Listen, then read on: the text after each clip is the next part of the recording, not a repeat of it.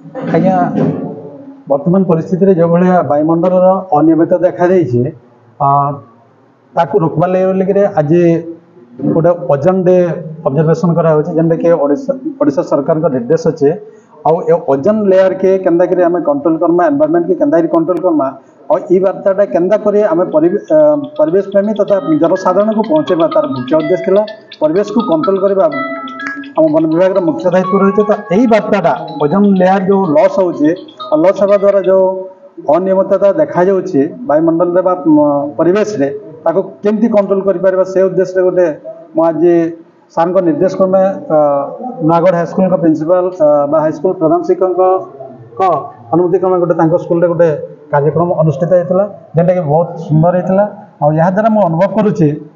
जे यही वार्ता निश्चित भाव पुरपल्ली को पहुँची पार और पुरपल्ली पहुँची पारे सचेतनता होकर एनवायरनमेंट प्रति जो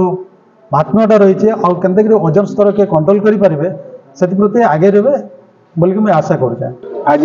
लक्ष्मीनारायण उच्च विद्यालय नयागढ़ में विश्व ओजन दिवस पालन कर बटली वन विभाग आनुकूल्य कार्यक्रम आयोजन होइछे आम विद्यालय छात्र छात्री शिक्षक तथा वन विभाग कार्यकर्ता समस्त उपस्थित अच्छा आम जाचु जे प्रकृति बंचिले जाए आम बंचा से आमर गोटे सुरक्षा कवच भाव रही ओजन स्तर से ओजन स्तर तार स्थितावस्था ठीक भाव में बजाय रखबार लगी काण सब कौशल अवलंबन करमा पर्यावरण सुरक्षा माध्यम ओजन स्तर तार स्थिरता बजाय रखमा से आजिकार कार्यक्रम आयोजित होता जीव जगत को ध्वंस मुखर बंचाई रखापी ये जो अभिनव कौशल आयोजन कर भटली वन विभाग तरफ से आजिकार कार्यक्रम योगदान करथिबा भटली वन विभाग कार्यकर्ता एवं आमर प्रकृति बंधु सुशील कुमार साहू प्रकृति बंधु माननीय नीलकंठ साह एवं अन्यान्य कार्यकर्ता समस्त को यही कार्यक्रम रे कृतज्ञता ज्ञापन करने सहित आगामी दिन में यही प्रकार पर्यावरण सुरक्षा आमको मार्गदर्शन करवा। देखो ए पृथ्वी रे मनीष अतिथि हिसाब से आसी आम के यार मालिक नहूँ जो जिनस जो हिसाब से तैयारी होती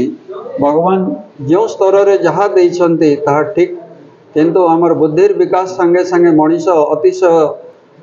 पृथ्वी को दहन कर लगी जद्वारा पारिभाषिकगत विभिन्न प्रकार व्यतिक्रम दूर असुविधा सृष्टि होती और आगामी दिन में आम जदि ताकू ठीक रूप से न रखा आमर परवर्ती पीढ़ी बचाई असुविधा भोगे से आज ओजन दिवस पालन कराला पृथ्वीर आमर गोटे निर्दिष्ट स्तर में ओजन रूपक गोटे परिश्रावक रही जहाँ सूर्यंकर अति बाइगणी रश्मि को से शोषि निए आठे जो जीव मैंने अच्छा बचाई कर रखी था आई जीव मान बचाइवा रखा हेले ए वायुमंडल स्तरीय जो संगठक माने अच्छा ओजन स्तर अच्छी ताकू आम निर्दिष्ट स्तर में रखा पड़ो